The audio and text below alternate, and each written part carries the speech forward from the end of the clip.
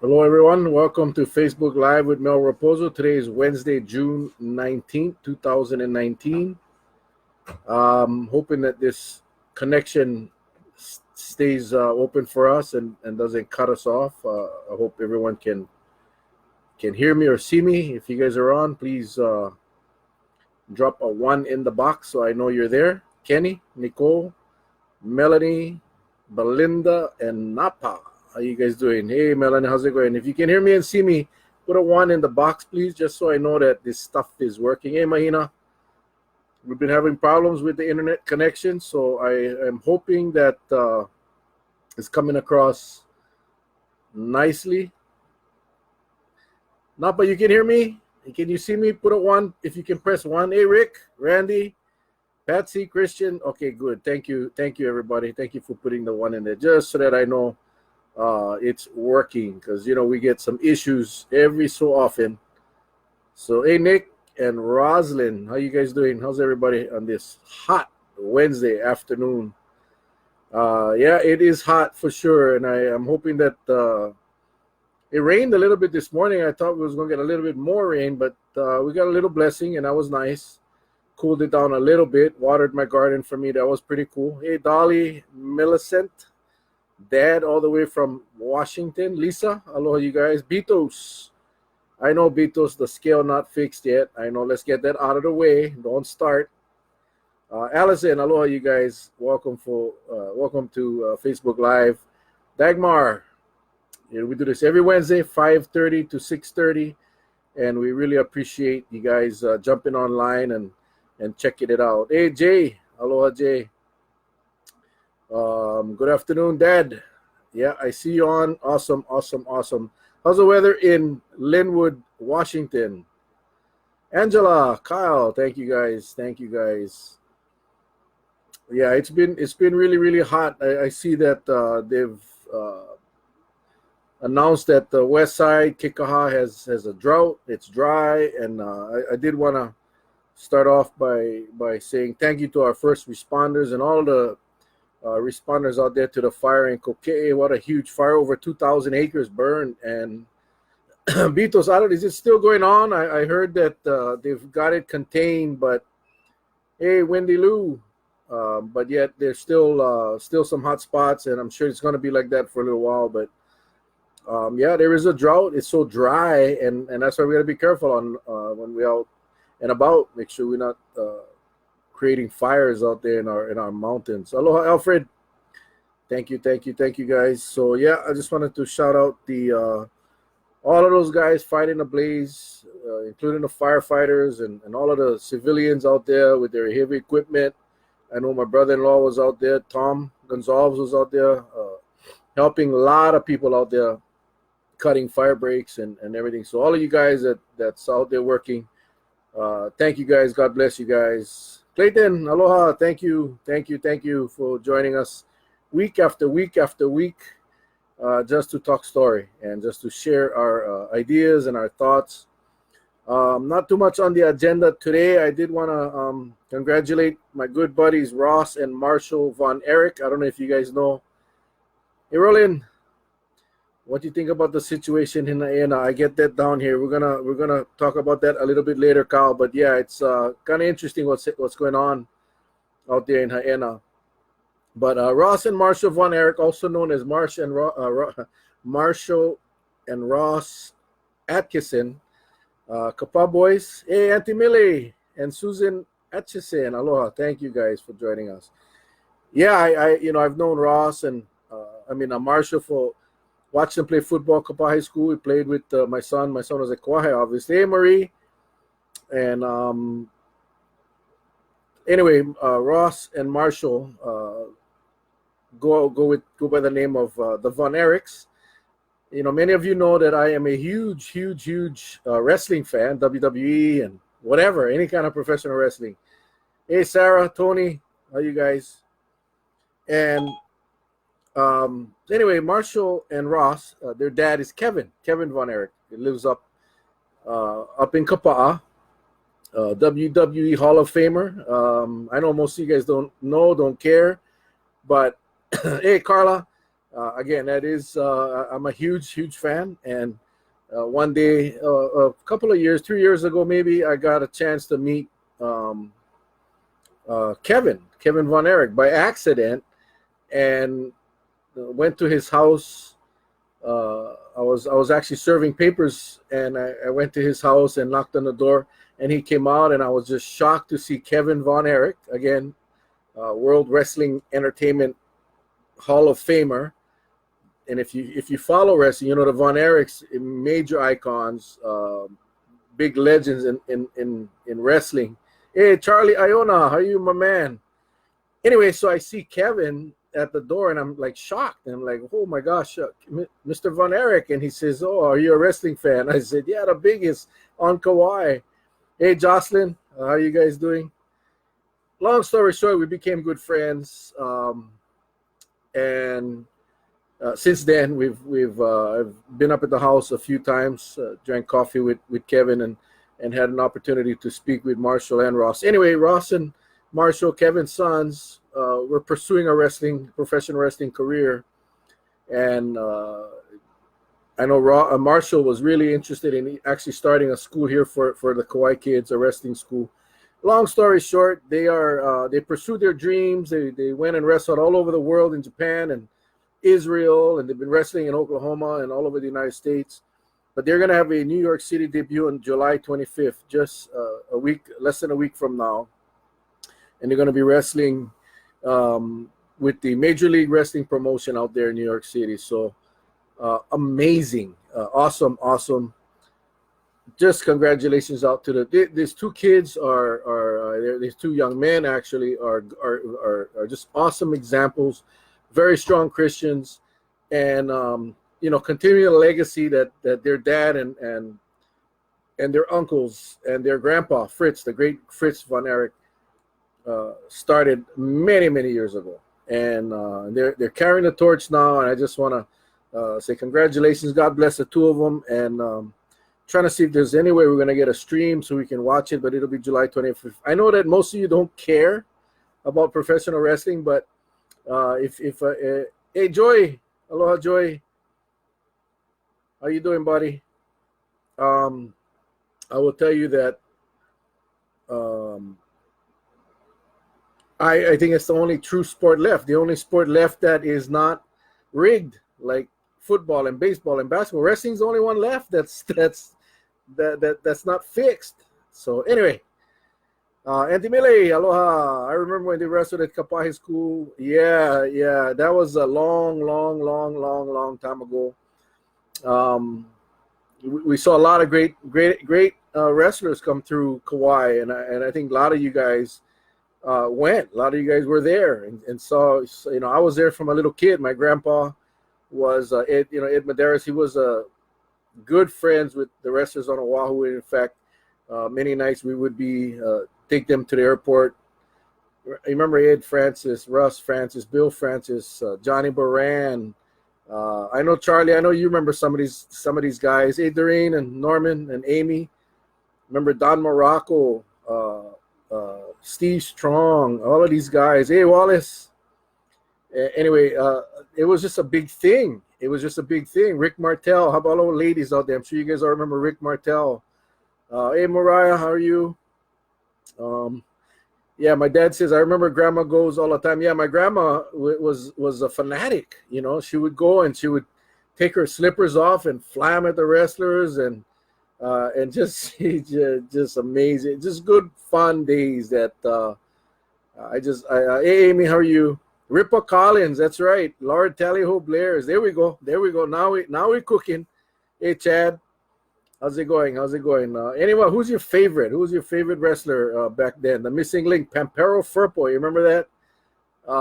Sammy Steamboat Mokuahi, who was my grandpa's very good friend. Yellow Rat, yeah. Curtis the Bull, yeah, okay.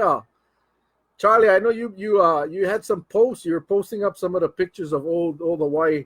Gotta go dig up some of those pictures and start posting of the old wrestling. But I remember Block Arena. Remember Block Arena? Pearl Harbor. Then they went to the HIC Arena. Peter Maivia, that's right, came to Kauai as well. Went on to become another Hall of Famer. Tosh Togo. And remember the midgets? We had little Tokyo, Hillbilly Kid, all those little midgets running around. Hey, Dave and Richard. Russ Francis. Russ was a pilot. I don't know if a lot of you guys knew this, but yeah, Jimmy Snuka, Superfly. Russ Francis was a pilot. He was we all know Russ. He was the tight end for the New England Patriots. But hey, Marlo.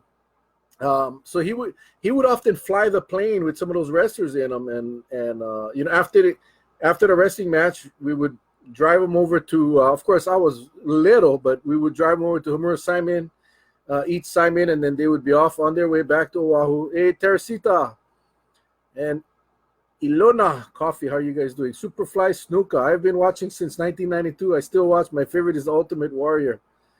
Yeah, Angela, I tell you, it was just fun time. It was family time. It was a great time for everybody. I remember Don Morocco was wrestling with somebody. I can't remember who, but the late great Sam Pa was apparently Don Morocco's or Sammy Steamboat's good buddy, and he was getting beaten up in the ring, and Sam jumped up on the mat and threw some punches at the bad guy. It was classic. Mr. Fuji, yes, Charlie. See. Nef Mayava. Okay, now we're going back. Nef Mayava, you know, that's related to the Rock. Russ Francis was a 49er. Absolutely. He played for the 49ers as well. Nef Mayava, the Prince, and of course Peter Maivia. You guys remember Peter Maivia? Does the county trucks do side jobs with towing trucks in Hui? Had 3 guys. Just so interesting. Country starting. No, I don't know about county starting a tow service. That would be interesting to me. Yeah, I don't know. Hey, Ron Victorino, my cousin, all the way from Texas. I sometimes thought it was fixed. Auntie Millie, stop it. You all know wrestling is not fixed, okay? Don't go there. Chief Billy White Shoes. No, it was Chief Billy White Wolf. Billy White Shoes Johnson was the guy that played for, I think, the Houston Oilers Beatles. Come on, buddy. The scale is still broken. Would love to watch them again. Hey, Julie and Nelson, how you guys doing? Anyway, yeah, so I just wanted to say congratulations out there. We have 2 local boys, Ross and Marshall, now carrying the Von Erich's name. Hey, Joe. And they are going to debut in New York City. And Trana, I know there's another my son's friend, I think played football with my son. I can't remember his name, but he's wrestling in the Honolulu promotion. Andre the Giant, my God, who could forget Andre the Giant? But I would love to see, Patsy will know the kid's name that's wrestling out there in Oahu. He was just at the Taste of Kauai, walking around. They became the tag team champions of Honolulu. But anyway, I would love to see the 2 of them from Oahu challenge Marshall and Ross, Von Erich on Kauai for the titles. That would be something. So anyway, another friend of mine, Jerry Bostic, who runs a promotion out there in Oklahoma, maybe he can make it happen. So Guzman, that's right. I forget his first name. What's the first name, Patsy? Anyway, hey, Sonny, Larry Aruda. Bubbly. No sugar, no calories. Orange flavored water. Anthony, aloha, you guys. Aloha. Okay, so we talked about the Von Erichs. We talked about the Coquet Fire. I did want to chat a little bit. We've been hearing a lot of complaints about a lot of people posting about the traffic. We all know that the repair work on Kuiho Highway. What's up, Sonny? Who's that you drinking? What's that you drinking? Bubbly. This is sparkling water, but no calories, no sugar, and it's delicious. And it's cheap. Ibam when it's on sale. Les, aloha. So anyway, so a lot of complaints about the traffic. And I understand that a lot of people getting upset at the people complaining because, hey, we complain about the roads being bad. And then when we start fixing the road, we're complaining about the traffic. And, that the Kuhio Highway, that corridor, very difficult place to pave. It's a main thoroughfare. You got a lot of traffic heading north, and you got a lot of traffic heading into Lihue. So, hey, Mark, aloha, bro. The bubbly is good, Kenny. The bubbly is good. One of my favorites. So I know I drive that road every single night. I work at 10 o'clock at night. So it used to take me about 12 minutes to get from my house to my work.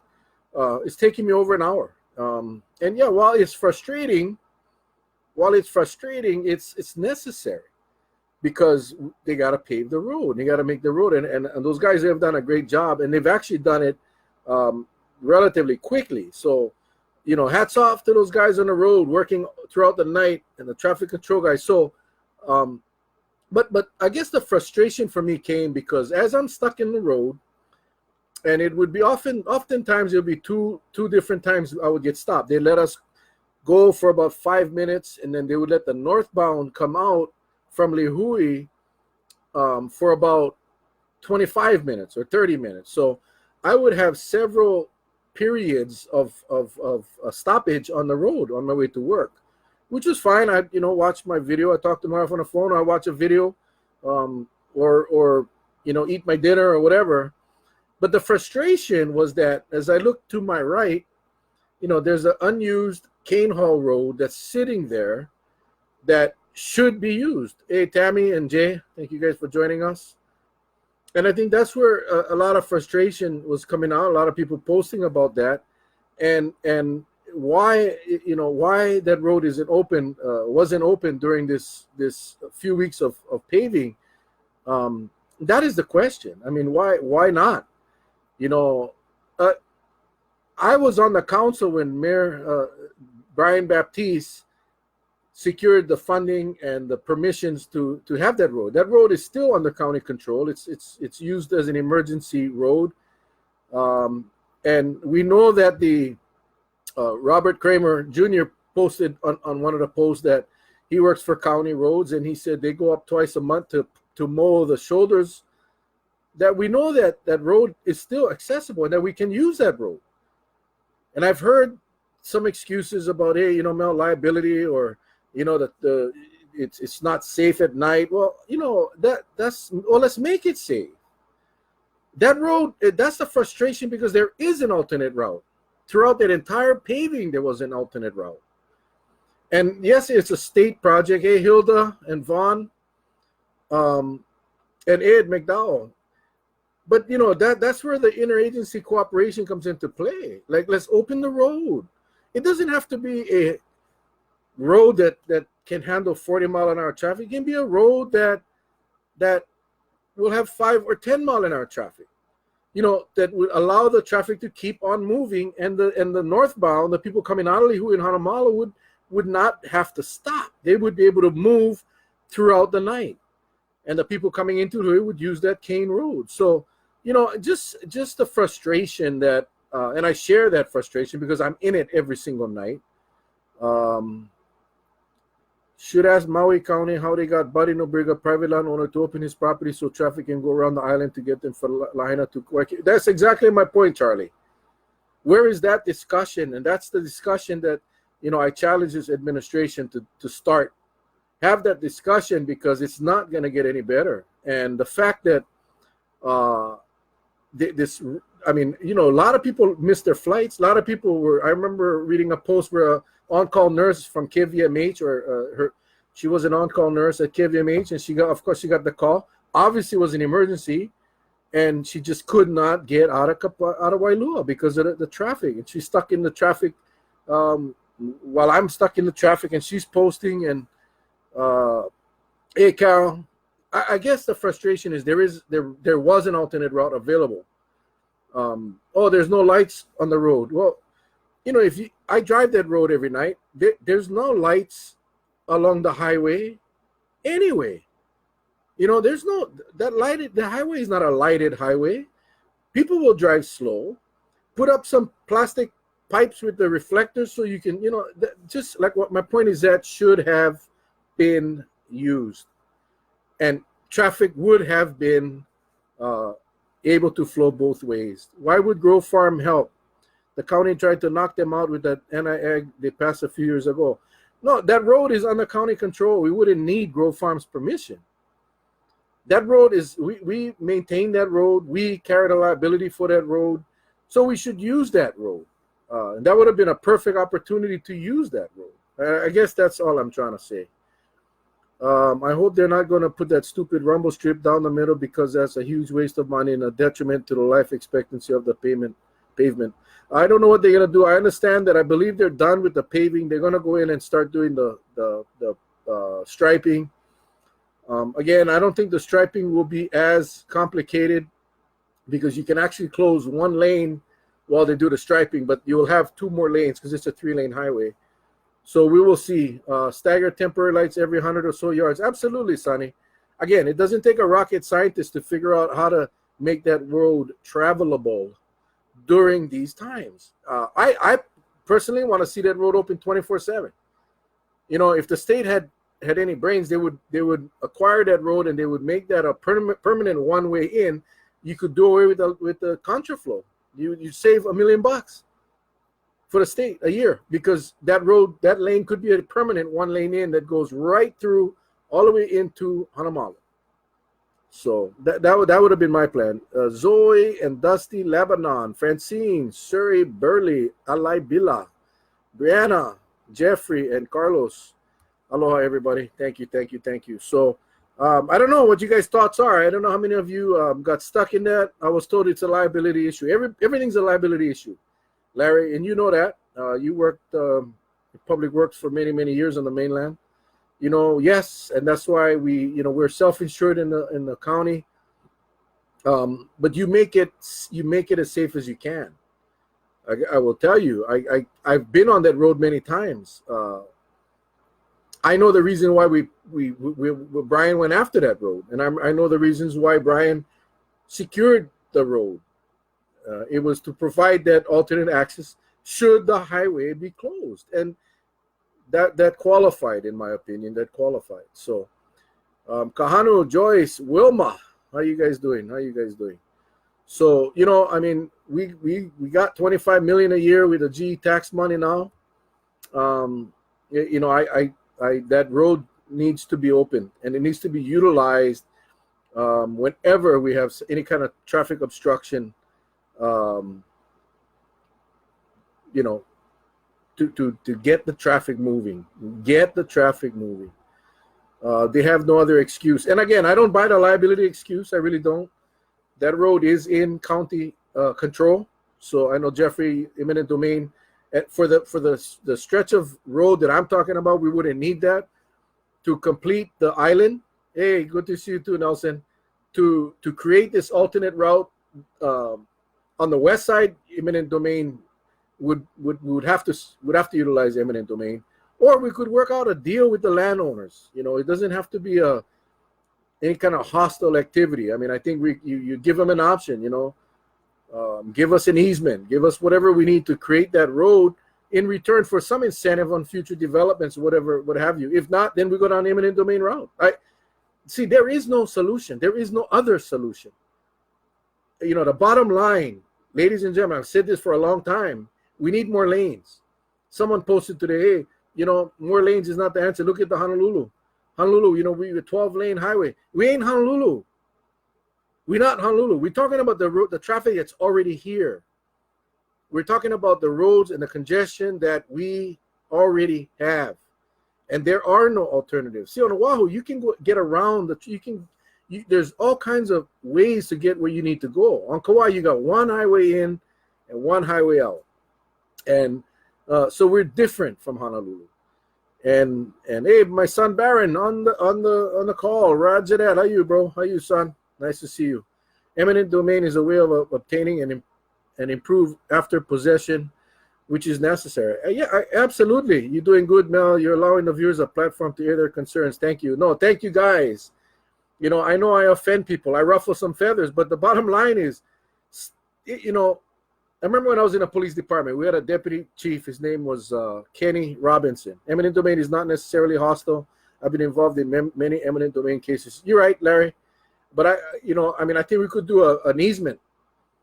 And if the landowner is being difficult, then we move to eminent domain. That's all I'm saying. Kauai is stuck in plantation days mentality. No, I think, Francine, if we allowed the plantation mentality to play out, we would be successful. Where we used to share everything, where we used to work together to find common solutions.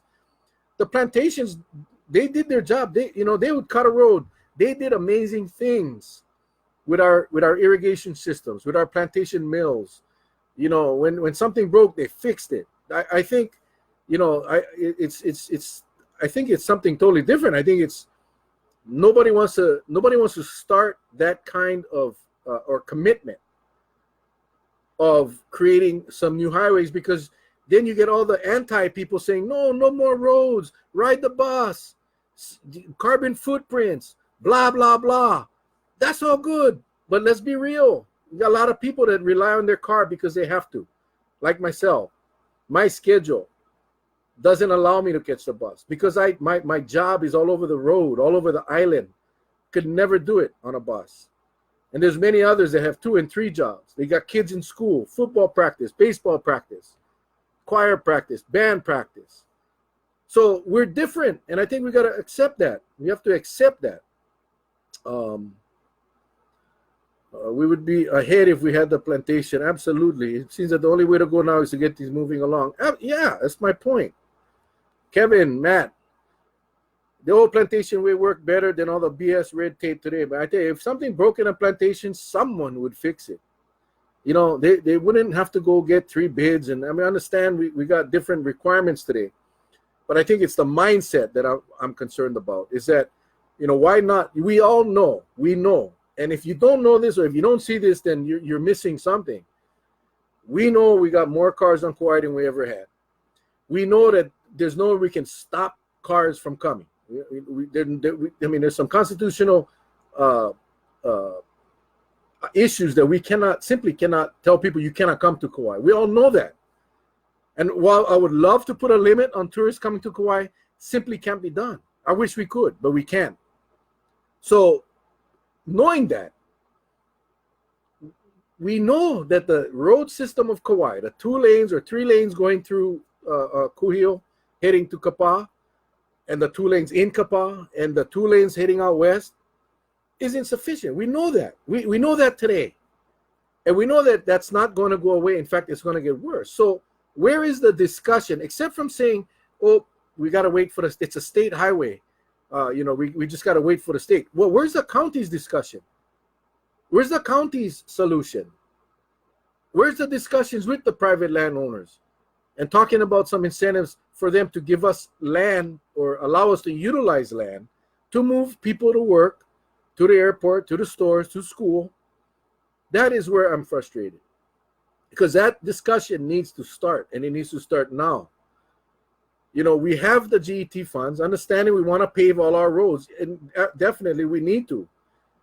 But the state, the federal government, looking for some funding mechanisms to get these, what I will call temporary alternate routes. Not permanent, obviously, but we got to get people on these alternate routes. But we're not even talking about it. We're not. And I think that's the frustration. The fire we had here in Kikaha would have been put out in a day if the plantation was still up and running. I believe you, Julie. Lifestyles have changed tremendously. When plantations on the west side was in operation, they would bring in their 4,000-gallon water tankers to help the fire department. Yes, you guys are right. Reality, good answer. Yeah, Jeff, that's it, man. It's time we be real. It stop. There's the things the things that we want to accomplish, the right things to do, and I appreciate that. But we got to also be real with ourselves, with our community, with our Kauai rural community, and how do we fix these problems is where we need to start hitting. Big Land has memories. A and B, Grove Farm, again, Robinson, don't even come to the table. Love the plantation days. Hey, Clayton. No, Patricia, Michelle, how you guys doing? Nothing wrong with the bus system. It helps a lot of people, but it's not the solution to traffic. Quote of the day, post of the day. I don't have a problem with our bus system. I'm just saying that, and I think I'm agreeing with you, Matt. That's not going to be the solution. It's not going to be the solution. That was because people took pride in their jobs and what they did, whether they got paid for it or not. Yeah. Koli, aloha. I live in a residential road. The speed limit is 25 miles per hour. People fight on this road. People fly on this road. 40 to 50 miles per hour is a one-way road on a curvy road. I have had a friend drop off road rubber speed bumps and put them on the road. What if there is a fine or ticket for this? I have contacted KPD and nothing has been done. I fear for my children getting hit. Brianna, I think I know where you live. But if you could please message me the address, I will send it over with a request to KPD to do some enforcement and see what we can do. Makaiva, how you? Where do you go? Oh, how can you not limit the amount of tourists coming to Kauai, but can limit the entry into Haena? Well, the state is you can block if you own the entity. The state is basically limiting the access to people in Haena, but they're not limiting total access because they're saying you can catch a shuttle. So you cannot stop a person from traveling to any part of the United States of America. You just simply cannot do that. So that's limiting tourists coming to Kauai is simply unconstitutional. If you determine the capacity of like Hanama Bay or like in the case of Haena, they're not stopping. If you want to get to Haena, they're limiting the number of cars, not tourists. You catch the shuttle. If you want to go down there, you catch the shuttle. So they're not limiting the number of tourists. They're just limiting the number of cars simply because of the capacity. It's like a restaurant. If you only have 100 seats, you only can let 100 people in. So, but you cannot put up a sign, oh, Kauai is closed for tourists. That's unconstitutional. And that's just the reality of it, Jay. I wish there was a way we could do that, but it simply, you can't. I know a lot of people talk about it. A lot of people keep posting it on Facebook, and you can't do it. It's illegal. You cannot limit the tourists from coming to Kauai. So, El Ramel, I was told I don't understand politics when I talk about alternate routes. Yeah, I know, Joy. A lot of people, what's political about it? We have the road. Going there and, get it up to a standard where the cars can get on and open the road. There's nothing political about that. So I don't know, Joy. I just don't. Hey, Bob. They don't no need to ask. They just did it. I'm not sure. Kelleen, how's it going? Joyce, Mahina, take care, brother. Signing out. All right, Charlie. Have a good evening. Wait, Mel, I can't see you. Can you guys see me? Can everybody see me? Can everybody hear me? I hope so. Risa, how you, Carol? Claire, how's it going, Claire? You can't stop people from coming. We're being marketed to the world. People aren't just coming to visit. They're coming to live. The traffic will just get worse. Absolutely. Dennis Fresh Onishi, how are you, my brother? How are you? Long time no see. Schools for a question. Can you repeat it? For some reason you cut out. Schools for a question. I don't understand the post. Brian, I said if you would send me the address of the street, I will send a request over for you to KPD to get some enforcement up in that area. If there's no place for them to stay, they won't come. And that's why, again, it's important to enforce. There was a lot of discussion today at the council meeting about the TVR and amending the law so they could actually put liens on properties of the violators. And that's exactly what needs to be done, I think. But even at our hotels are 40, 50, 60%, they can accommodate more. A lot of these people are staying in illegal Airbnbs, vacation rentals. So again, the bottom line is this: we're not going to stop tourists from coming. Let's just accept that fact. We're not going to stop them from coming.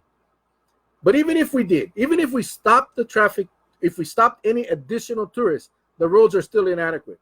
We still need alternate routes. I guess what I'm trying to say is our kids have babies.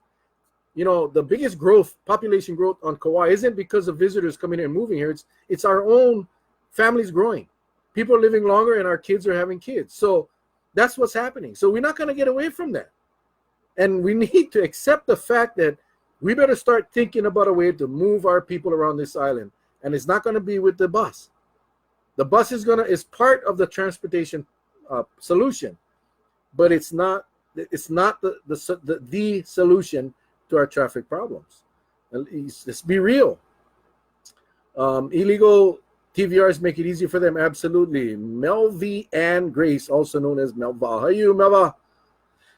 Yes, I can see and hear you. Okay, thanks. I've been in many cities, and some big and small, and traffic is everywhere. Yeah, it is.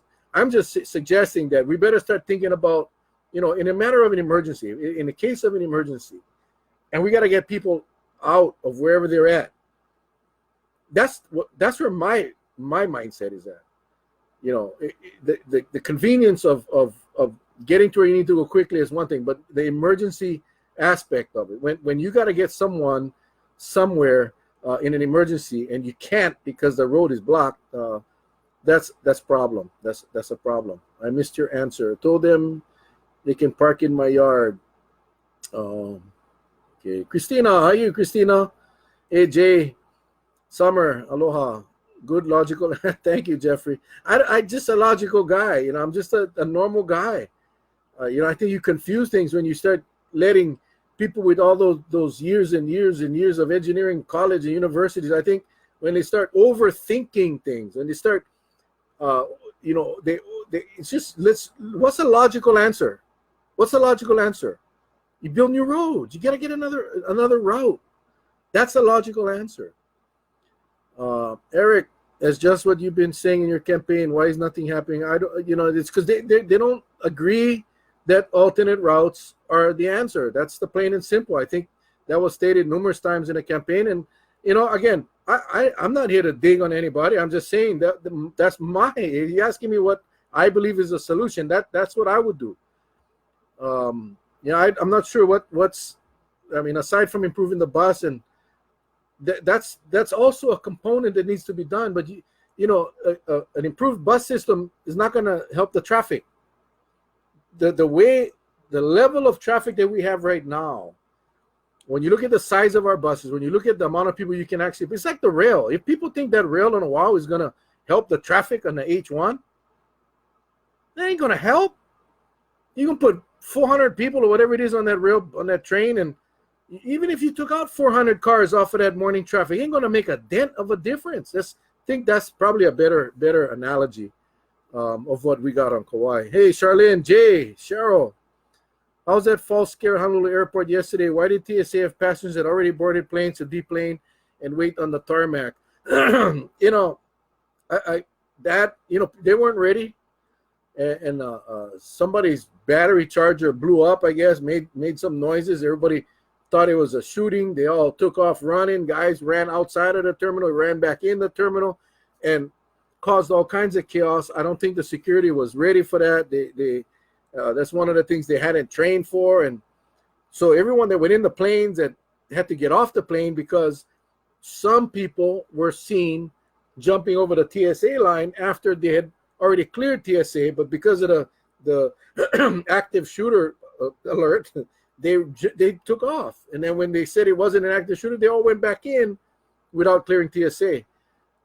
TSA, they got some very strict rules, and I'm sure that's going to be reviewed, and I'm sure that they're going to come up with a better plan. But really, in an active shooter situation, you run the hell away and get into safety. And that's just something that I think is going to the post-incident review is going to identify some areas that need some major fixing. It was chaos. I guess chaos is an actual understatement. But you had people that were stuck on the tarmac, people stuck on the outside, lines of people out in the hot sun because they couldn't get back in.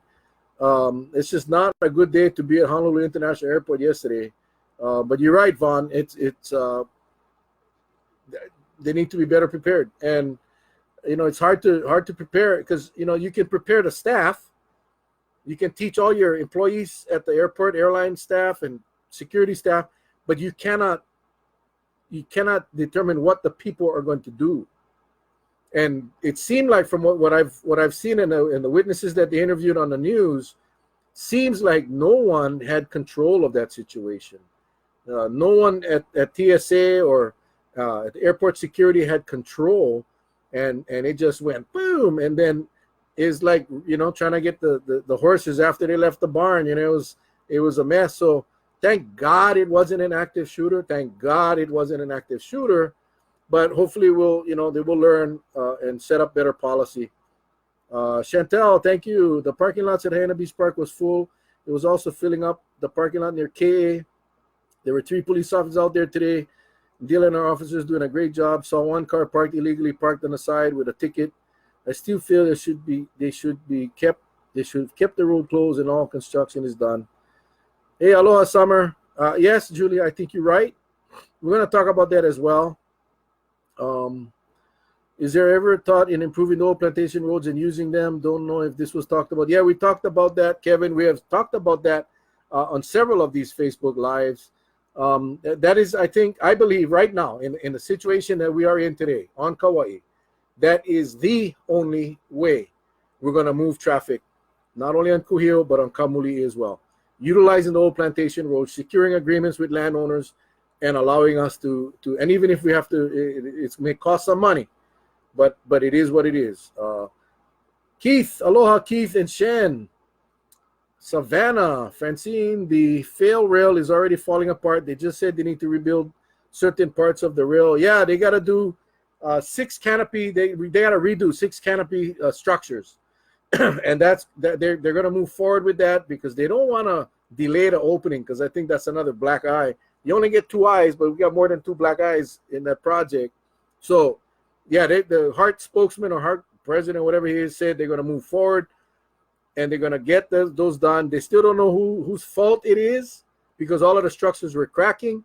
He says, we haven't determined whose fault it is, but that's not important right now. We got to get it built because we don't want to be late on the no, you find out whose fault it is and you make those people pay. That's what you do. If it's delayed, it's delayed. Don't rush this project because people going to get hurt. Stuff ain't safe. People get hurt. So anyway, I tried not to talk about rail today, but thanks for bringing that up. That is true. Gary, aloha, Gary. Patricia, what is happening with the executive session squealer? A must. I am told that it's going to be on the agenda next week on the 26th. That's going to be posted in executive session. What's going on?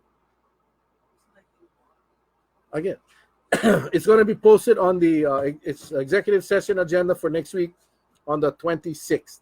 So, we're getting closer, Ed. We're getting closer. I don't know. Yeah, close the door.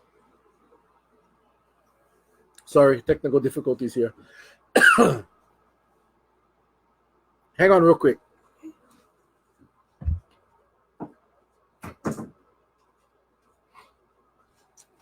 Sorry about that. All right. So anyway, yeah, supposed to be on the 26th. I don't know much else. I hopefully they'll be discussing.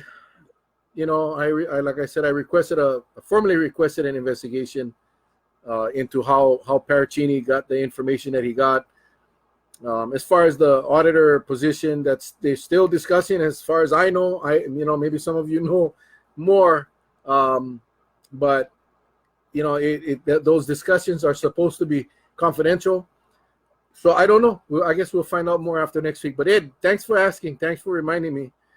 That's just an irritating part. Again, another real disappointing issue that I deal with.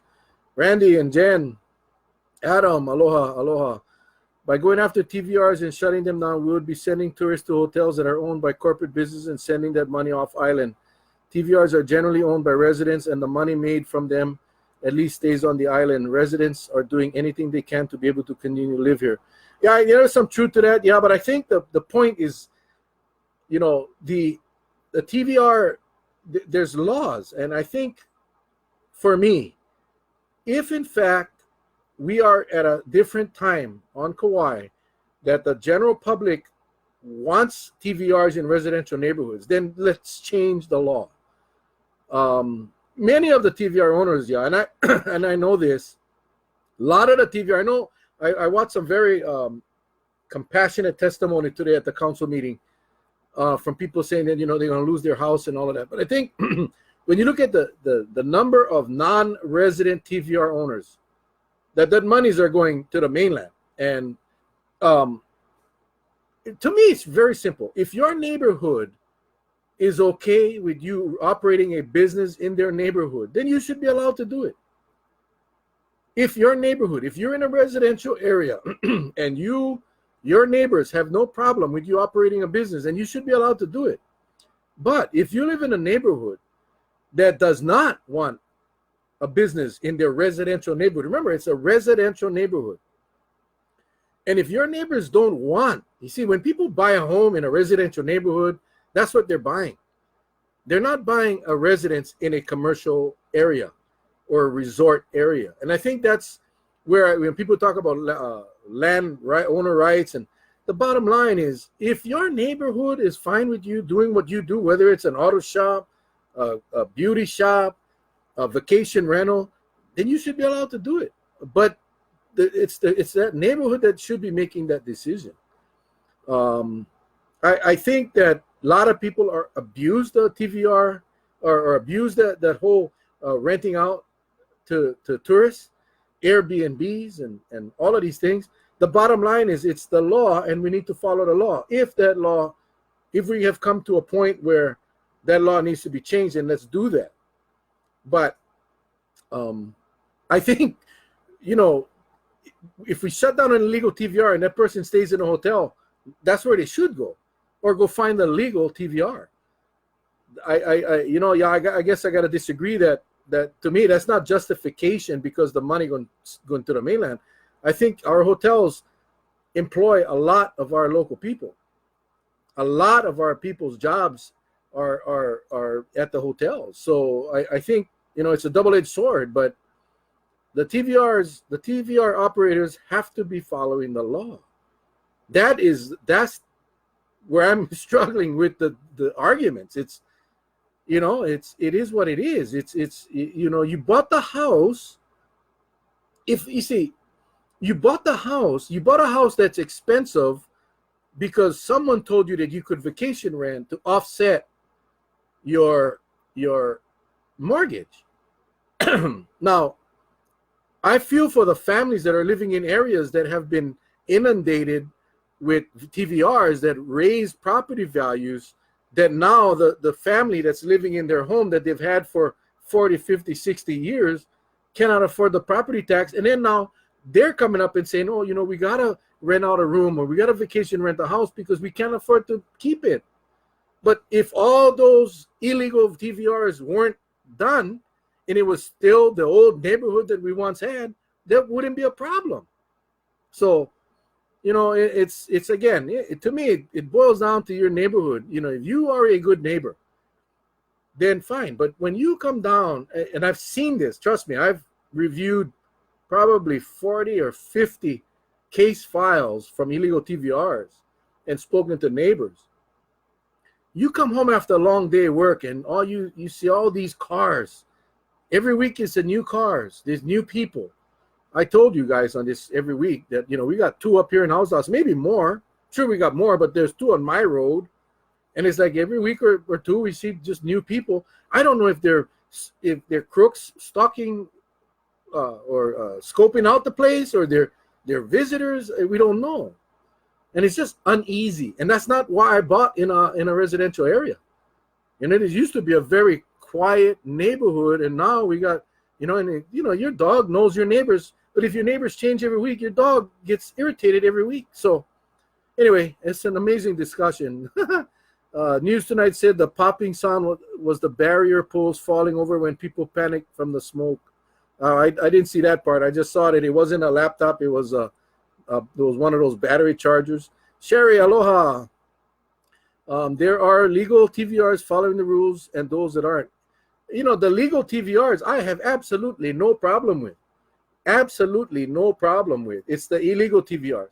It's the people that bought these homes knowing that they could make money, and they bought them in residential areas. They bought them in areas outside of the VDA, and now they're saying we cannot keep the home because you're not letting us TVR. No, you couldn't have TVR'd that property from the beginning.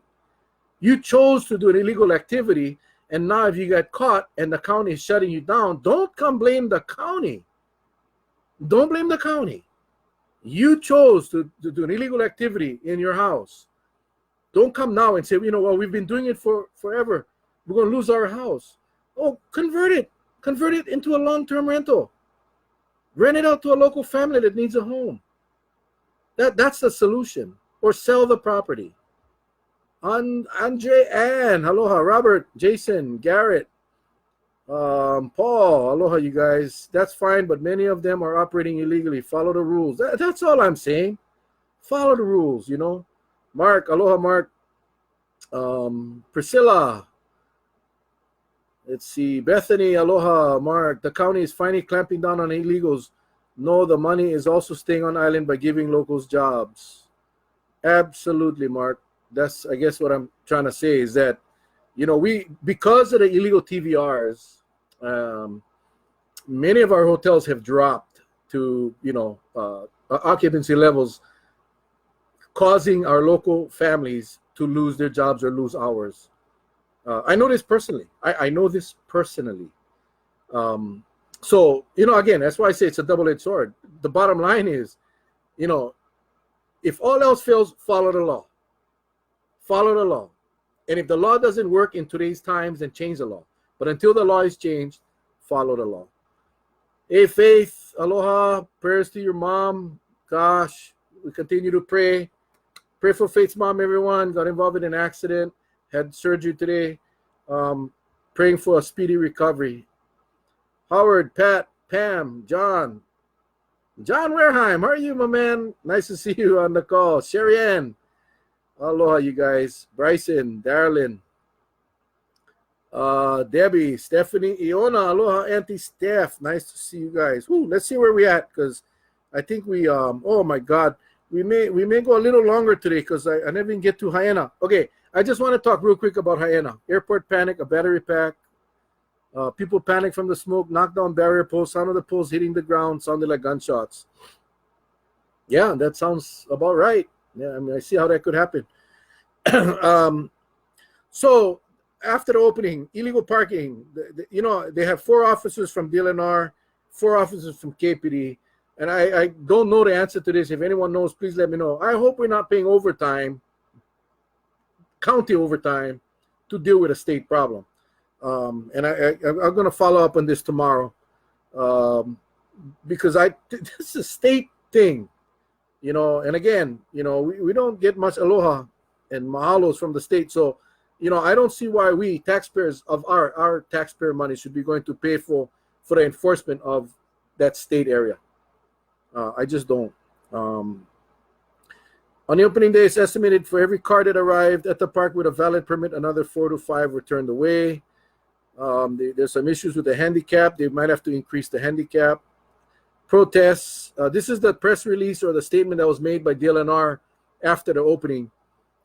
Protest roadblock on June 18. Dole care officers were not involved. They should have been. Why you allow citizens, families to go out and block a road? That law enforcement should have been there. They should have been there. So anyway, I guess they forgot to put up trash cans at the restroom, so that's going to be rectified. This one is interesting. Hyena State Park is open from 6:30 a.m. to sunset. Controlled access at the parking lot ends at 5:30, but this doesn't mean cars have to leave before sunset. So I'm assuming that you go down there and you park your car, and I thought there was going to be an overnight parking. So, again, a lot of things that we got to sort out, but so there's no one going to be there after 5 o'clock. So I guess you can have overnight if they're not kicking everybody out at 5:30. I don't understand why they don't just close it if it's an issue. But you cannot go up Kalalau, and come back. I mean, only very few people can make that happen. It's not a casual hike. So it's going to be interesting to see what they do with that. So they say the controlled access ends at 5:30, but this does not mean that cars have to leave before sunset. However, as with everything associated with the new management paradigm, Hours are being constantly reviewed. So I guess they're testing it out to see how this thing is going to work. But I don't know what happens to those people that that stay overnight. I like I said, I thought it was no overnight parking. Hang on. Okay. So I know somebody talked about hyena. I just don't like when local people are stopping people. I think bad things can happen, you know, and we got to get a handle on that. While I don't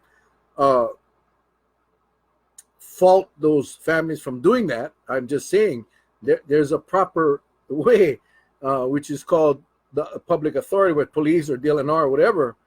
If those cars are going in illegally, then they need to be stopped and turned around. But that should not be left up to the residents. Because I tell you, it's just the wrong people connect, then you get an assault, you get, who knows. We just, you know, we should not be, our residents should not be the ones turning people around. Let's see, I bet we are paying overtime. Only handicapped are allowed through lock gate. Kippity has officers working the hand of detail.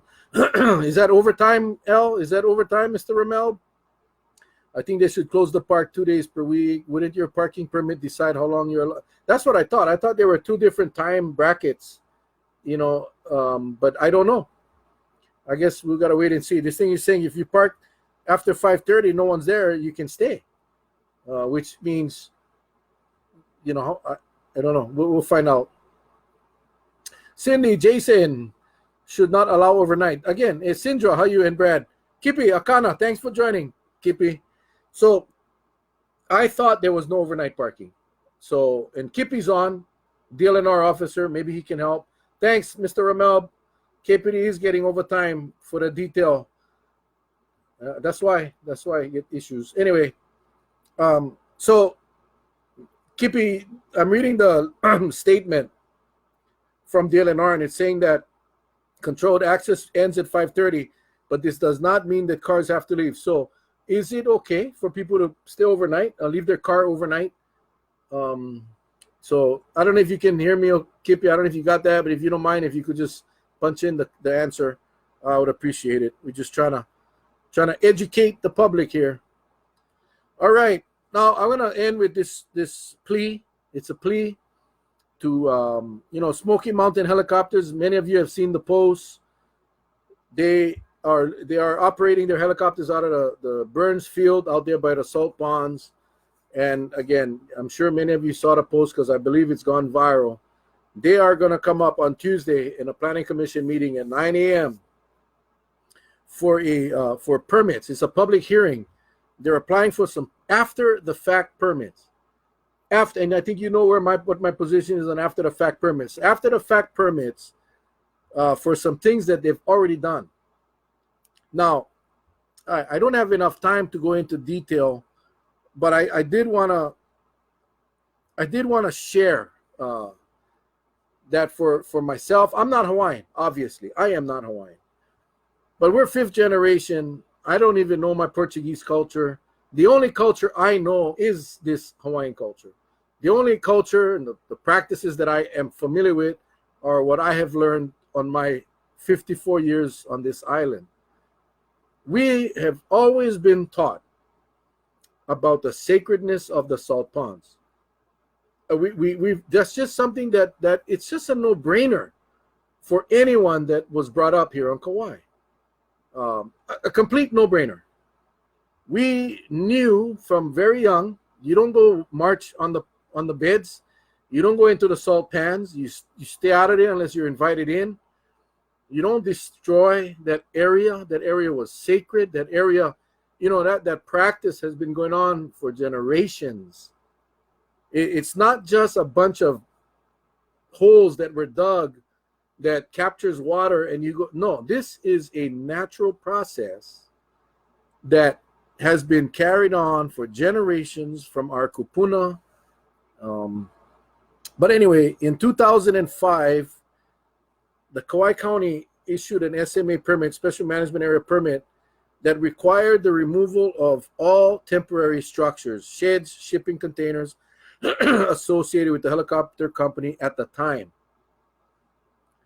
That requirement was never fulfilled. In fact, they built other structures without permits. They built a bathroom over there.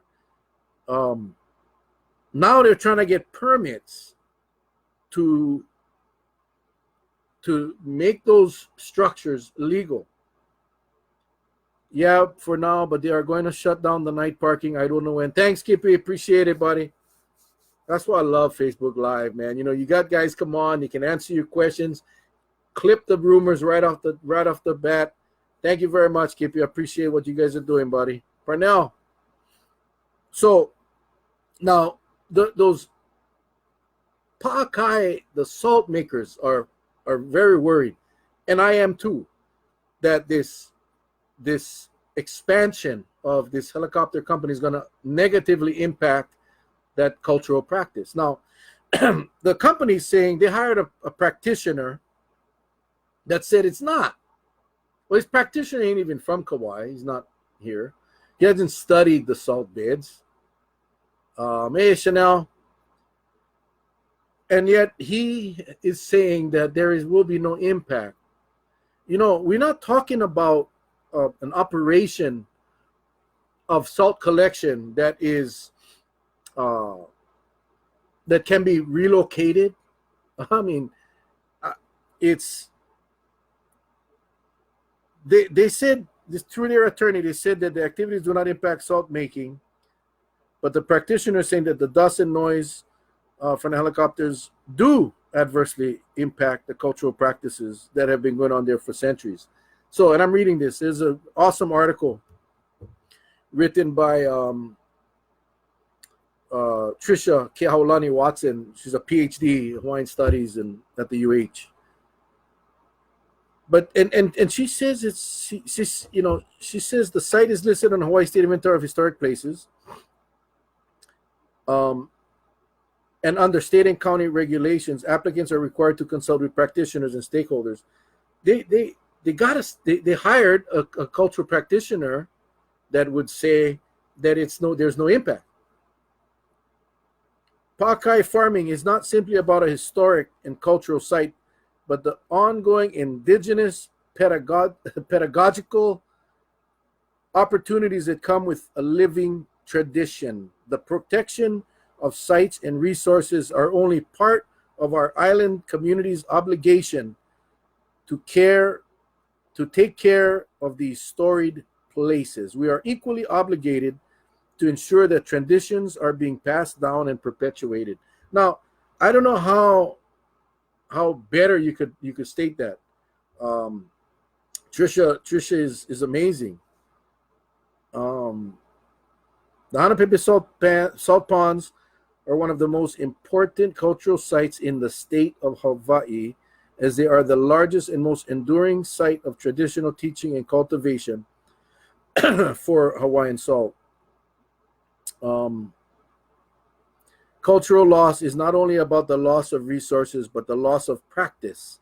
We've lost so many of our Hawaiian practices over the years. And this is exactly what she's talking about. So much of the knowledge of our kupuna has already been lost that we must, with great dedication and conviction, protect the practices that still live in us today. Now, profound. I mean, we were brought up, whether you're Hawaiian or not, we were brought up around kupuna. We were brought up around, aunties and uncles. Whenever we went to the beach, there was always a Hawaiian kupuna that would share when their cultural practices were our cultural practices.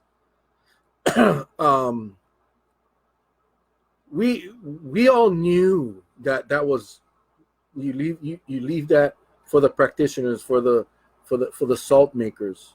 We would never think of doing anything in that area that would impact. That's just how it was. And there's so many other practices.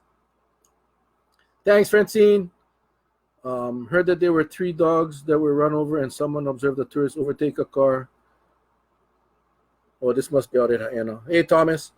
But there are so many practices that used to be all the time. We used to see them everywhere, wherever we went, and that they no longer practice. And this And I served on the council for 14 years, or 12 of the 14 years, and we had numerous discussions about salt ponds. We actually funded a geological study. There was a time Kaipo Singh and myself went down. This was probably my first term, second term, and we could actually see oil, like how the coming up from the bottom of the salt bed. You could see oil droplets coming up, and that was directly from cars on the beach. That oil gets into the aquifer, and it goes into the salt pans. We have lost so many cultural practices when our kupuna pass on, and we never get that opportunity to learn. We talked about the Portuguese cooking oven that and I know Larry's still on the call. I never did learn how. I'm like relearning this, watching my grandma do it when I was a little kid, and now watching Larry and Howard and Auntie Alice continuing that tradition. But who are they passing it on to? Who we should be passing that on to our kids. My point is this: you cannot duplicate a natural process like the salt ponds. It's impossible, because that was created by nature. It's not something you can just pick up and relocate to another part of Kauai and continue on this tradition of salt making. So any threat to those ponds should be stopped. So I know there's petitions going around. Auntie Millie, I see that you signed it. Joe, you signed it. I signed it. But the key is this. Now, I read the Planning Commission report, the entire report, front to back. The attorneys are asking for a deferral, the attorneys for the helicopter company. Hey, Marianne and Pamela. But on Tuesday at 9 a.m., the public hearing is going to be heard. And it's going to be important to fill that room with as many people as we possibly can. Signing the petition is great. But, hey, Damien, but we got to fill that room. Now, the Planning Commission report is very positive. It appears that all of the departments that had comments, the comments were not supportive. So that's a good thing. But we must make sure that planning commissioners understand that is what the people are going to support them in their decision to not approve the permits. And it's not just about not approving the permits. What happens to that company that built those structures illegally? We're talking about illegal TVRs and how we gotta really, clamp down. Well, we also gotta clamp down on these people that are they built a bathroom. We all know that a salt pond and the beach park and the bathroom, the sewer system out there is in bad shape. How did these people be allowed to I mean, no one noticed. No one noticed. And so bottom line is this: they got illegal structures, they got illegal restroom, they're coming in for after the fact permits. We just need to be there to support the commissioners, because it looks like the commission is not going to approve it. But in politics, anything can happen. My point is this: next Tuesday, 9 a.m. at the Planning Commission building, please, if you can make it, spread the word, share this video, share, oh my God, I'm going to forget his name, Troy Lazaro. If you can just search for Troy. He did a Facebook Live yesterday. It was an hour long. I watched the whole thing, and let me tell you, he hit the nail right on the head. Hit the nail right on the head. He is Hawaiian. He's very familiar with the cultural practices. Yeah, put him in your calendar. Next Tuesday at 9 a.m. Planning Commission. We gotta, again, it's really to show our support for the salt makers. A good friend, Kuule Santos. There's many families. Kipukai Koli. I don't think he even knows about this yet, because he's still in Europe someplace. But there's many generations of salt making at risk, and we can stand up and say, hey, Planning Commission, we got your back. Do the right thing, because that's where they're headed. So I commend them. I commend the planning department for putting together a report that, in my opinion, was done well, and they covered all the bases, and they're not inclined to approve these permits. But we need to be there to show our support for them, so they finish this job, and we can help in a very small way protect a cultural practice that I believe is in danger. Anyway, it's 6:40. I appreciate you guys hanging out for the extra time. Appreciate the dialogue. That's what I want. Today is really how it should be. I love the back and forth. All of you guys that, we can agree to disagree. That's what this whole format is all about. Hey, Trina. But I cannot express enough how much I appreciate you guys coming every week. Wednesday, 5:30 to 6:30. Don't forget, YouTube channel, Mel Rapozo.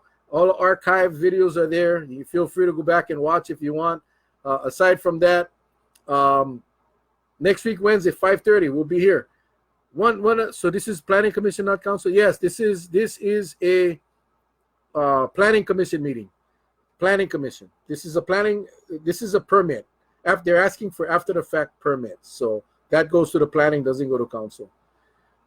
Also, one more thing, and I'm going to end with this because I just saw The Rock got an award, some MTV award. You all know The Rock, Dwayne Johnson. But he ended his speech by, he goes, listen, just remember one thing. He said, a mentor taught me this a long time ago, and I'll never forget it. He said, it's nice. He said, it's nice to be important, but it's more important to be nice. Aloha, everybody. Good night. Love you guys. God bless. We'll see you guys next week. See you guys Tuesday, 9 o'clock, Planning Commission room. Aloha.